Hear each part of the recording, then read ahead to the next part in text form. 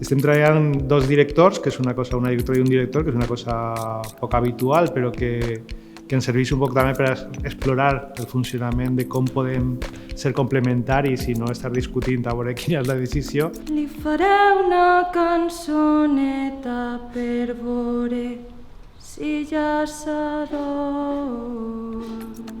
Ara fem un treball de que els 3 primers dies de la setmana Sònia planteja i explora les escenes que estan treballant aquesta setmana i jo arribo a final de setmana 3 dies més o 2-3 dies més i jo començo a reescriure sobre el que ha escrit. Després, a la setmana següent, ja reescriu sobre el que jo he reescrit.